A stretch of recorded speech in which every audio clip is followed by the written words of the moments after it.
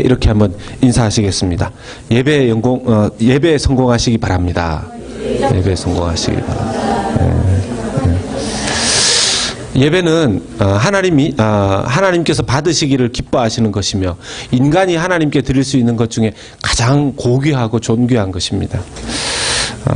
그런데 그 예배를, 그렇게 인간이 드려야 될 예배를 우리가 만약 좀 우리 스스로가 귀찮아하거나 좀 성가신 것으로 그렇게 생각하게 되면 하나님께서 기뻐 받으시지 않습니다. 잘 아시는 가인과 아벨의 예배를 봤을 때 하나님께서 가인의 예배를 받지 않으셨죠. 그냥 예배를 드린다는 그 자체만으로 다 되는 것이 아니라는 것을 보게 됩니다. 이후에 아론의 아들 나답과 아비후 그들이 하나님 앞에 제사 드리는 이 불을 늘 피워서 매일매일 제사를 드렸는데 잘못된 불을 피웠다가 죽음을 당하게 됩니다.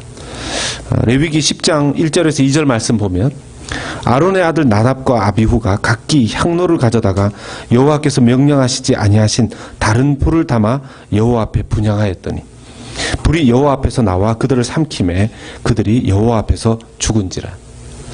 하나님께서 근데 이제 하나님께서 잘못하신다고 그 자리에서 다 죽이시지는 않습니다. 근데 보면 이런 시범 케이스가 있어요. 시범 케이스가 두려워하게끔 하나님께서 우리가 죄 짓는다고 다 이렇게 그 자리에서 심판하셨으면 여기 지금 저나 여러분들이나 제가 서 있지도 못하고 여러분들이 여기 앉아 있지도 못합니다. 근데 하나님께서 시범 케이스로 이건 내가 하나님이 살아계시고 사람들에게 이 메시지를 분명하게 전달하기 위해서 시청각 교육처럼 행하실 때가 있습니다. 나답과 아비후가 바로 그런 사람이었었죠. 여호와께서 명령하시지 아니한, 하나님께서 원하시지 않은 그런 불을 피웠는데 그 불을 피운 나답과 아비후를 하나님께서 그 자리에서 죽이시는데 뭘로 심판하시냐면 독특하게도 하나님의 불, 이 나답과 아비후가 잘못 피운 그 불이라는 매개체는 똑같은데 하나님으로부터 나온 그 불이 나답과 아비후를 불살라서 죽게 합니다. 왜 나답과 아비후는 하나님이 기뻐하시지 않는, 하나님이 명령하시지 않는 그런 불로 하나님께 제사 드리고 예배 드렸을까요? 우리가 누군가에게 이렇게 누군가가 명령을 했을 때, 누군가가 이것을 반드시 지켜달라고 했을 때 그 사람이 그분이 우리에게 어떤 존재로 여겨지느냐에 따라서 명확하게 따르고 어떤 존재로 여겨지지 않느냐에 따라서 시시하게 대합니다. 그렇지 않습니까? 자기에게 명령한 사람, 여러분 이 중에서 아마 이 미국의 관공서에 가보신 분들이 있으실 거고, 특히 신분 문제에 관련해서나 법 관련해서나 또 세금 관련해서나 이렇게 해서 관공서에 가보신 분들이 계시죠. 거기에 가면 사람들 다 긴장합니다. 문 같은 거 통과할 때 이렇게 주머니에 있는, 호주머니에 있는 거 다 끄집어내야 되지 않습니까? 그때 혹시 그걸 검사하는 경찰이나 거기에 있는 시큐리티들한테 막 장난치고 그분들 쉽게 대하시는 분 있습니까? 밥 먹고 이렇게 입이 한데 이렇게 껌 있냐고 이렇게 그런 거 물어보시는 분 있습니까? 그렇지 않죠. 룰에 정확하게 따릅니다. 왜요? 그 사람이 가지고 있는 공권력을 생각할 때 그 사람의 위치와 그 신분이 자기가 생각할 때 시시하게 여기면 안 되는 사람이기 때문에 그런 거죠. 그런데 지나가다가 자기하고 전혀 상관없는 사람이 자기에게 뭐라고 말을 한들, 어떤 요구를 한들 우리가 언제라도 쉽게 거절할 수 있는 거 아니겠습니까? 그렇게 따져보면 하나님은 우리에게 어떤 분이십니까? 하나님께서 우리에게 원하시는 것들을 우리가 어떤 반응을 해야 하나님을 하나님으로 대하는 것이 되겠습니까?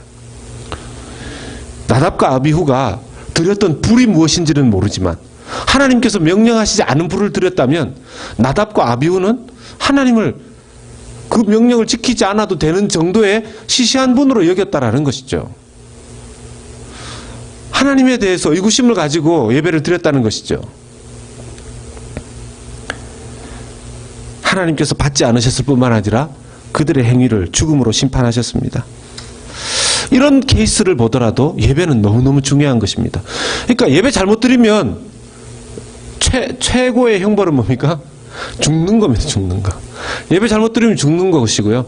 예배를 잘 드리면요, 또 예배를 잘 드리면 하나님의 기뻐하심을 받고 그 사람과 하나님과의 관계가 더 형통하게 됨으로써 그가 이 땅의 삶을 살아감에 있어서도 하나님으로부터 큰 축복을 받으면서 신앙생활을 하게 되는 것입니다.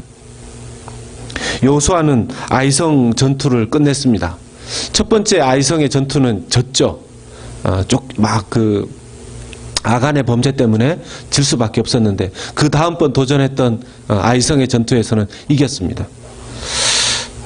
전투에서 이기고 나서 보통 여러분 이제 큰 싸움에서 이겼다. 그럼 뭘 할까요? 어떤 군인들이 전쟁에 나가서 이기고 돌아왔습니다. 뭘 할까요? 파티를 하지 않겠습니까? 전쟁에서 이겼으니까 그 승리에 도취되어져서 잔치를 할 겁니다. 그런데 그들은 하나님께 감사의 제단을 쌓고 예배를 드립니다. 이게 믿음 있는 여호수아의 모습인 거죠. 여러분, 믿음 있는 사람의 삶에 나타나는 이 예배의 모습이 정말 다릅니다. 예배는 언제 드리는 거죠? 이렇게 승리했을 때만 드리는 것이 예배가 아닙니다.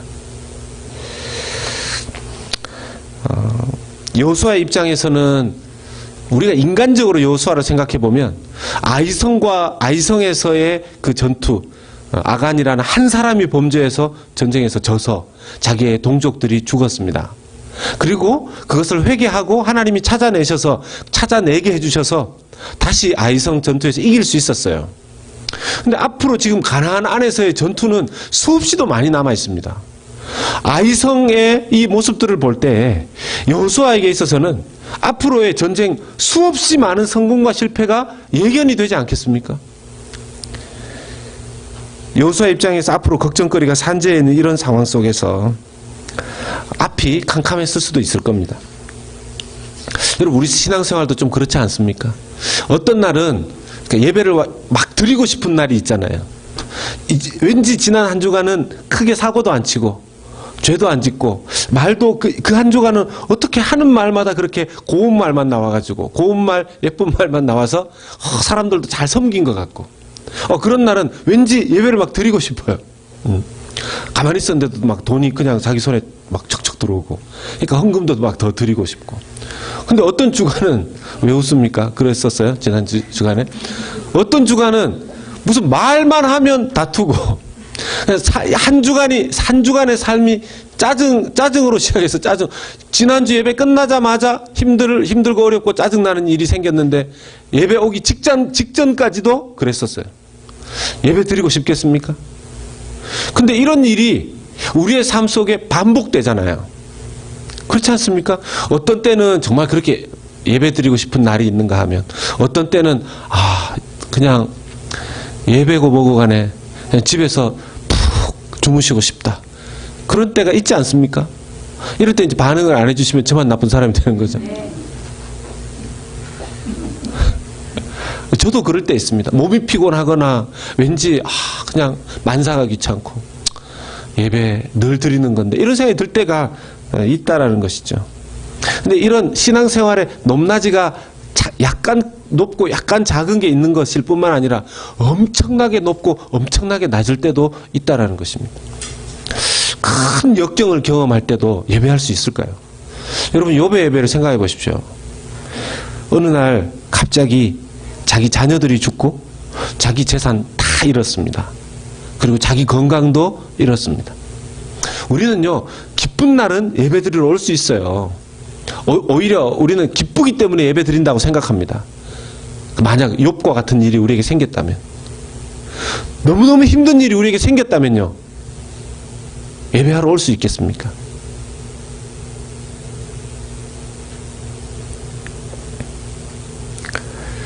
여호수아는 이제 이런 전쟁도 없이, 이런 전쟁이 수도 없이 치러야 하는 현실 상황에 놓여져 있습니다.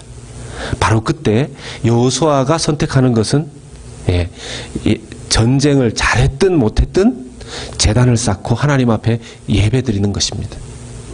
우리의 삶에 가르쳐주는 부분이 오늘 말씀을 통해서 여러 가지가 있겠지만 우리의 삶 속에 어떤 상황 속에서도 하나님을 예배하는 모습을 여호수아가 우리에게 보여주고 있습니다. 이게 믿음입니다. 이게 믿음입니다. 좋을 때 예배드리고 좋지 않을 때 우리의 믿음을 그대로 보는 거죠. 우리에게 정말 믿음이 있다면 놀라운 기쁨이 있어서도 예배를 하고 말 못할 슬픔이 있어도 예배합니다. 그것이 믿음인 줄로 믿습니다. 여호수아는 보통의 예배를 드린 것이 지금 아니에요. 지금 여호수아 혼자서 예배 드린 게 아니고 오늘 말씀을 보면 전 백성을 다 호출했습니다. 모든 백성을 다 호출했습니다. 여기 말씀해 보면 어린아이에서부터 남녀노소 불문하고 모든 백성들이 다 나와서 제단을 쌓고 예배를 드리고 있습니다. 그리고 심지어 그냥 어떤 한 장소에서만 드리는 것이 아니라 오늘 말씀을 보니까 절반은 에발산이라는 곳에서, 절반은 그리심산이라는 곳에서 예배하게 합니다. 이 에발산과 그리심산은 모세가 출애굽해서 율법을 제정하고 축복과 저주를 선포할 때에 아주 상징적으로 세워서 보여주었던 산이 에발산과 그리심산입니다. 그 에발산과 그리심산에 다시 가나안으로 들어오면서 여호수아가 그 백성들을 다 거기에 세우고, 여러분 애들 데리고 산에 올라가는 게 쉽습니까? 갑자기 전쟁 치르고 지금 축하 파티를 했으면 좋겠는데 한 무리는 지금 그리심산에, 한 무리는 에발산에, 지금 제사장들도 또 어깨에 법궤를 메고 언약궤를 메고 중간에 딱 서 있습니다. 그리고 거기에 서 있는 그 상태에서 쇠로 깎지 않은 그 돌판을 거기에 옮겨놓게 하고 거기에 율법을 기록하게 합니다. 그때까지 예배드리는 그 백성들이 다 서 있는 것이죠. 그리고는 모세가 기록한 모든 율법을 여호수아가 다 낭독합니다. 다 낭독합니다. 여호수아가 설교까지 하는 거죠. 쉽게 말하면 그것을 다 듣습니다. 오늘 말씀해 보면 35절 말씀에 모세가 명령한 것은 여호수아가 이스라엘 온 회중과 여자들과 아이와 그들 중에 동행하는 거류민들 앞에서, 여기서 거류민들이라는 것은 출애굽기 40년 여정 가운데 주변에 있었던 이방인들 중에서 유대교로 개종한 사람들도 있었어요. 그 사람들을 다 포함해서, 여기에는 라합 같은 이도 포함되어 있겠죠. 라합과 그의 가족들이 다 포함되어 있을 겁니다. 그런 사람들까지 다 포함해서 낭독하지 아니한 말이 하나도 없었더라. 모세가 명령한 그 율법들 중에서 낭독하지 않은 것이 하나도 없었더라. 그걸 그 백성들이 다 듣고 있었다라는 것입니다. 여러분, 왜 이렇게 했을까요? 그리고 이 백성들은 그 과정들을 통해서 무엇을 얻었을까요? 하나님께서 예배하는 백성들에게 주시는 놀라운 힘이 있습니다. 예배하는 자를 하나님께서 만나 주시겠다고 하셨습니다. 여러분, 예배는 누구의 이름으로 모이는 것입니까? 예배는 누구의 이름으로, 달라스 연합교회 이름으로 모이는 것입니까? 아니죠. 예. 예배는 뭐 찬양팀의 이름으로 모이는 것입니까? 아니죠. 예배는 하나님, 우리 주 예수 그리스도의 이름으로 모이는 거 아닙니까? 예수 그리스도의 이름으로 모여 하나님을 예배하는 자들에게는 하나님께서 신령한 복을 반드시 부어주신다고 약속하셨습니다.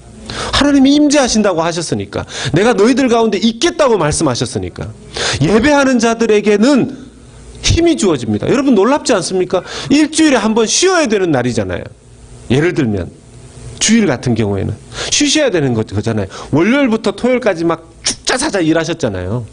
그럼 주일날 쉬어야 되잖아요. 그래야 월요일부터 셈이 나는 거잖아요. 근데 예수 믿는 사람들은 주일날 집에서 퍼져서 자면 힘이 나는 게 아니라 힘이 더 없어져요. 신기하게도. 예.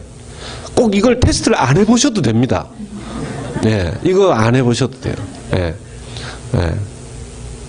신기하게도 월요일부터 토요일까지 그렇게 열심히 살고 조금만 주일에 이번 선데이는 잠 좀 더 자야지. 그런데도 정말 짜증나게 눈이 이렇게 탁 뜨여지고 교회 가야지. 그래서 교회 와서 예배를 드리면 뭐 때로는 좀 졸기도 하고 좀 피곤하기도, 그리고 늘 똑같은 예배. 사실 그 말씀이에요. 그렇지 않아요? 어제 했던 말씀, 그제 했던 말씀 다 비슷해요. 무슨 얘기합니까? 교회 와서 하면 하나님은, 찬양도 다 똑같은 찬양이잖아요. 하나님은 살아계시고 하나님은 우리를 인도하시고 우리가 주님께 기도하고 주님은 기뻐 받으시고, 설교의 말씀도 하나님이 우리를 사랑하시고 하나님이 살아계시고 우린 믿음대로 살아야 되고 우리를 하나님께서 인도하시고 이제 그런 얘기에 여러 가지 스토리들이 좀 달라질 뿐이죠. 핵심되는 내용은 똑같지 않습니까? 우리가 은혜로 살고. 근데 그런 똑같은 얘기를 좀 다른 스토리대로 하고 하나님 앞에 예배하고 돌아올 때 우리는 일주일을 살 힘이 놀랍게도 하나님으로부터 공급받게 됩니다. 왜요? 하나님이 하나님의 이름으로 함께한 자들과 함께 하시겠다는 그 약속이 그 안에 이루어졌기 때문이죠. 여호수아가 이 방법을 지금 시전하고 있는 것입니다. 우리는 전쟁을 하고 나서 전쟁을 지든 이기든 예배다. 우리는 목숨 걸고 하나님을 예배한다. 우리는 가나안으로 들어가는 그 모든 전 과정이 예배이다 하는 것을 여호수아가 지금 보여주고 있는 것입니다. 우리는 예배를 통해서 하나님 만납니다. 우리는 예배를 통해서 하나님 경험하고 예배를 통해서 회복됩니다. 예배를 통해서 치유되기도 합니다.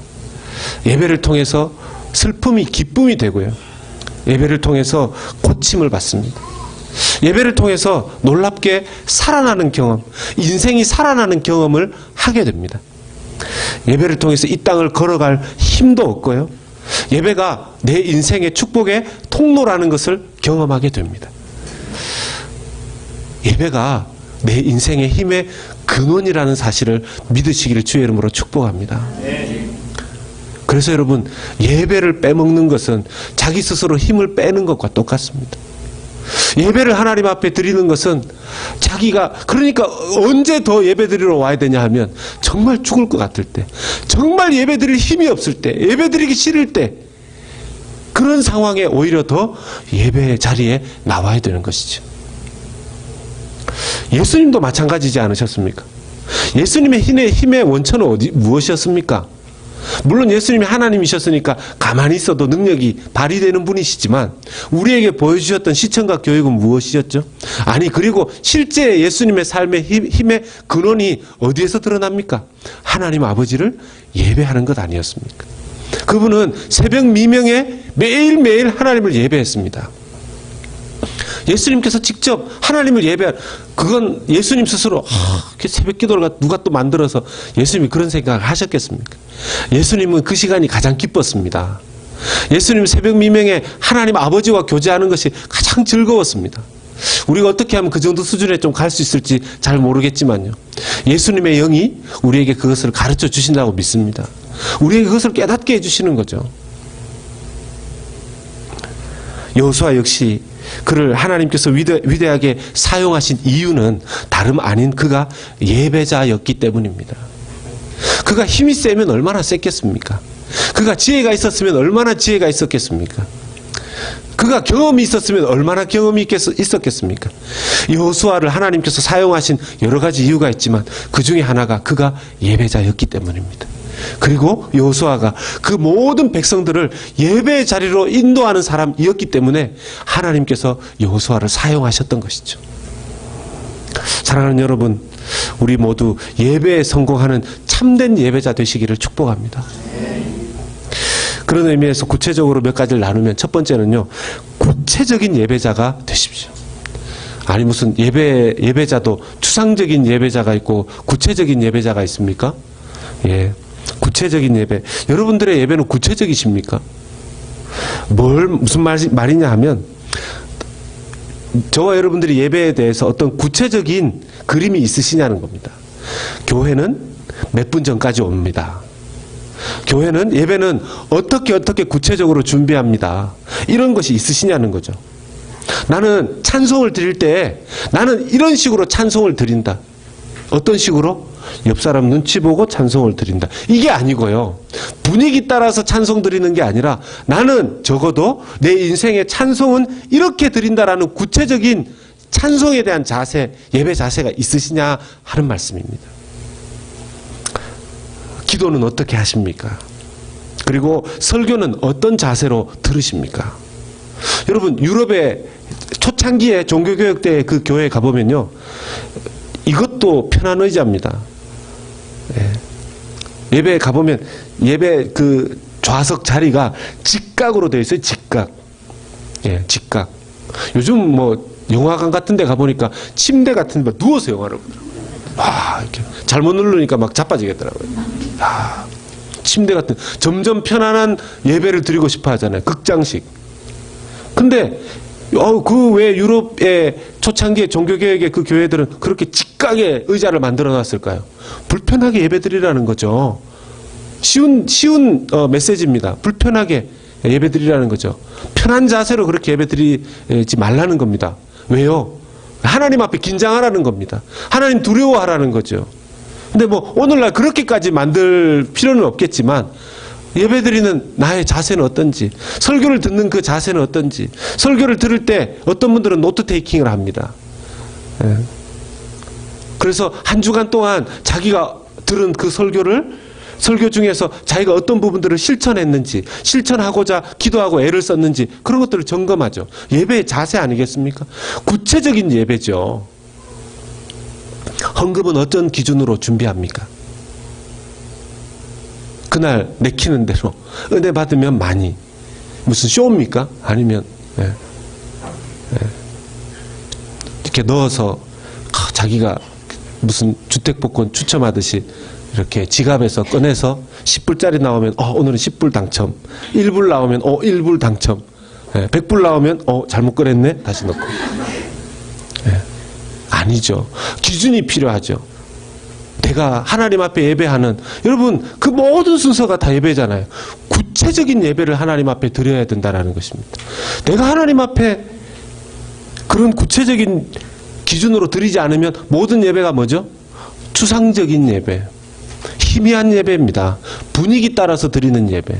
늘 기준이 바뀝니다. 늘 기준이 바뀝니다. 그리고 늘 하나님 앞에 핑계댄 것 때문에 죄송한 예배를 드릴 수밖에 없죠. 트래픽 때문에 늦었습니다. 애 때문에 늦었습니다. 뭐 어떻게 해서 뭘 잊어먹었습니다. 준비가 안 됐으니까. 구체적으로 준비가 안 됐으니까. 사랑하는 여러분, 그리고 매일매일은 어떤 예배 드리십니까? 구체적으로. 여러분 구체적인 예배자가 되시기를 바랍니다. 두 번째는 삶의 예배자가 되십시오라는 것입니다. 삶의 예배자. 찬양은 주일에만 교회에서 드리는 거 아닙니다. 일터에서 손님 대할 때도 우리는 예배 드리는 사람입니다. 찬양, 바닥을 청소할 때도 우리는 찬양하면서 할 수 있습니다. 비즈니스 하기 위해서 론 신청했는데 론이 나오지 않을 때, 이 회사를 언제까지 다녀야 될지 답답한 상태에서 직장으로 출근할 때, 가족들의 일로 인해서 마음 상하고 힘들 때, 그때에도 내 인생이 계속 부서져 가는 것 같고 희망이 전혀 없는 것처럼 느껴지는 그때에도 주님을 예배하는 것이 믿음입니다. 내 삶 속에 그런 일들은 수도 없이 많이 찾아오게 되어 있습니다. 그때 그 삶 속에서, 여러분 이곳에서만 예배하는 게 아니지 않습니까?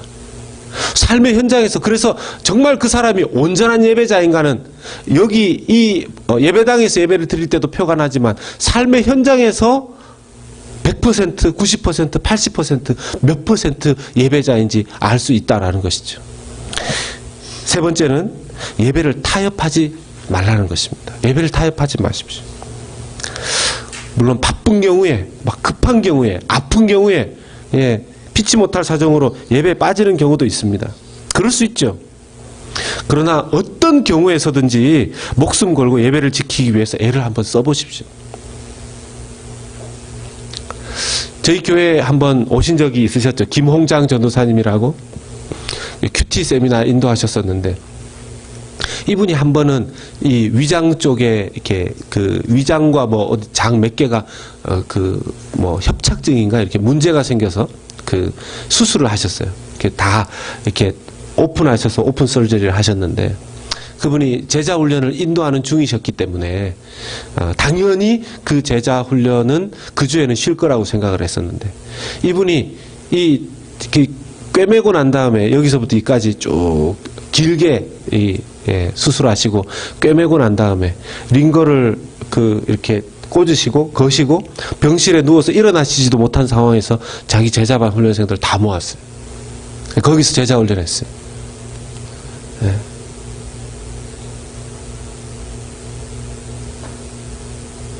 목숨 걸고 예배하는 사람의 인생 다를 수밖에 없습니다. 그분 지금 러시아에 선교사로 나가 계십니다.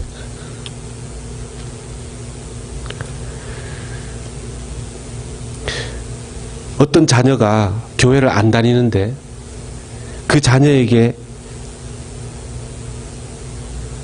이해할 수 없는 분노가 있는 것을 나중에 발견하게 되었습니다. 자기 부모님이 자기가 한참 그 유스를 다니고 있고 했을 때 공부해야 된다고 교회 나가지 못하겠다는 거예요.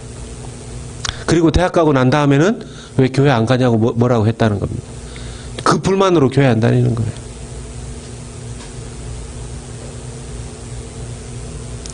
예배는 오늘날 쉬운 문제가 아닙니다. 구체적이며 삶 속에서 정말 목숨을 걸고 드려야 하는 우리의 정체성입니다. 예배는 믿는 자들의 정체성이에요. 사랑하는 여러분, 오늘도 이 수요일부터 시작된 BBS가 계속 이어지고 있습니다.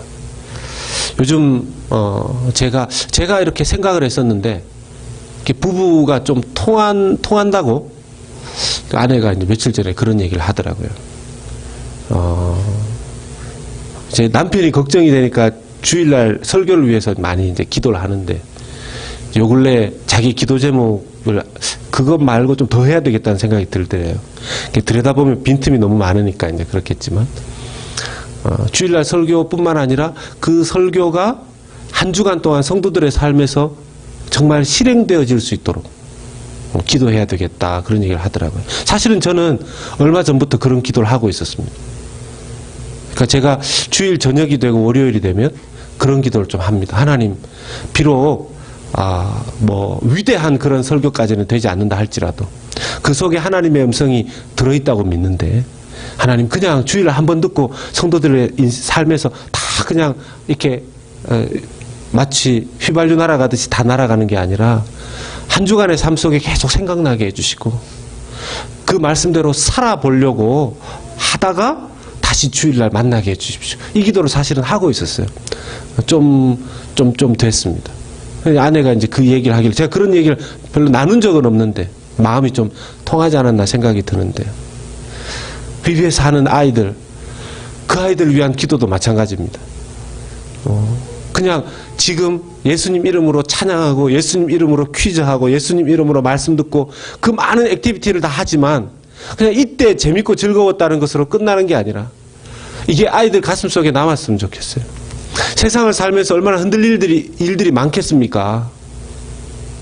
걔들의 인생에도 마치 인생 절벽 같은 그런 상황들을 경험하게 되지 않겠습니까?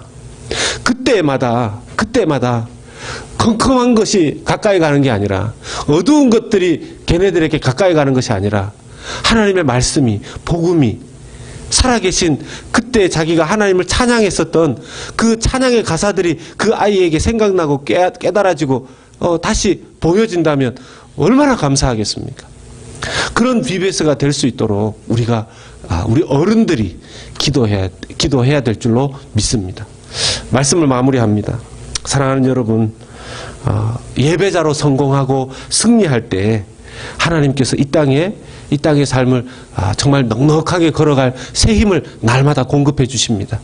구체적으로 하나님 앞에 예배하여 이렇게 그냥 예배를 하는 것 같기도 하고 안 하는 것 같기도 하고 이런 게 아니라 정말 올바른 예배자로 하나님 앞에 서서 삶의 모든 상황 속에서 예배하는 삶의 예배자가 되고 정말 예배에 있어서는 다른 어떤 것으로도 타협하지 않고 하나님께 성공하는 예배자, 승리하는 예배자로 살아가는 우리 귀한 성도님들 다 되시기를 예수님의 이름으로 축복합니다. 우리 같이 찬양합시다.